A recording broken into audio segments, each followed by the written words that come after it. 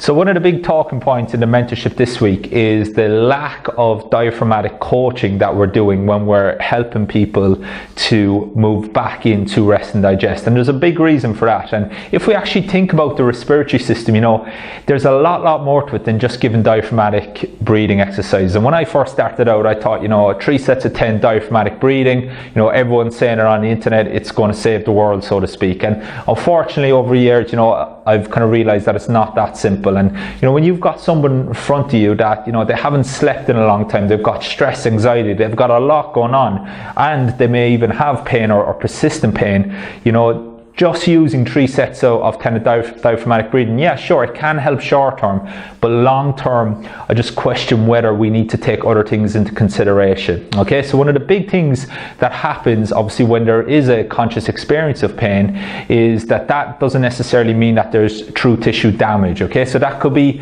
a conscious perception of a perceived threat within the system. And also, if you look at the respiratory system, that output reacts very similar in anticipation. Okay, so our breathing rate changes in anticipation of what's going to happen. So again, if I'm going to go on stage or I'm going to do a talk, okay, my heart rate might go up, my breathing rate might increase, okay, in anticipation of what's going to happen. Okay, I'm going out of my comfort zone a little bit. And that's one of the big things that we need to understand, is that there's a lot more to the respiratory system than just the diaphragm. Okay, now a better question that we can ask ourselves is, why has that patient or that person lost the ability to breathe more efficiently or predominantly through the diaphragm? Okay, so that might be a better question and make it a bit more specific to that person, so we can find the true stressor that ultimately caused this reaction that's ultimately happened in the form of that person maybe using a more upper chest or whatever strategy they're using. Okay, so just keep that in mind when you are looking at, you know, your breathing exercises and making changes there. Yeah, so sure,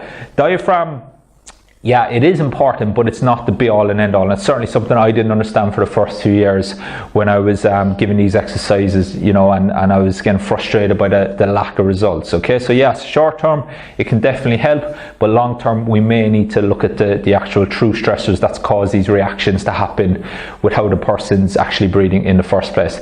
Now, the last thing is the breathing rate's very important. And I would suggest maybe that's more efficient use of our time in actually changing that. So just like heart rate variability, movement variability, when we're in sympathetic dominant state, we tend to lose variability. It's the same with the breathing rate.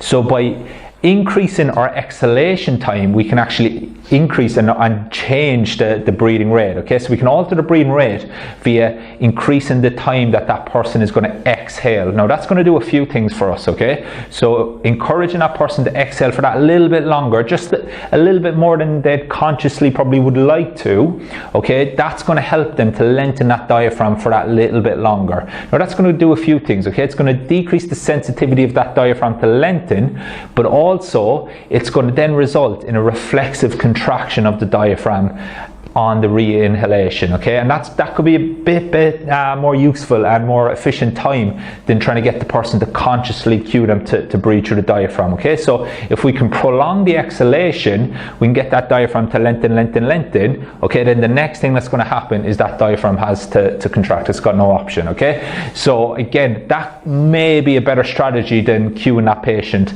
internally. Okay, so just keep that into consideration. The key points again: the respiratory system, it works in anticipation a lot of the time, okay, and the diaphragm sometimes, okay, the ability to breathe through the diaphragm and the inability to breathe through the diaphragm, we have to ask ourselves, why has that happened in the first place? Okay, and then finally we can change the breathing rate, prolong the exhalation, which is going to help get a reflexive contraction through the diaphragm. Okay, if you want to know more about that, if you haven't picked up my 7 Steps to Clinical Excellence, it's a book I've put together with the 7 big tips that I've kind of learned the hard way over the last few years of working in pro sport and in private practice to help you kind of shortcut the time it takes you to get to where you want to go. So you'll see that link either under the video, depending on where you're watching this, there'll be a link nearby to pick up that. So make sure you pick up that, and it goes into a lot more detail about the various systems having to work together in real life.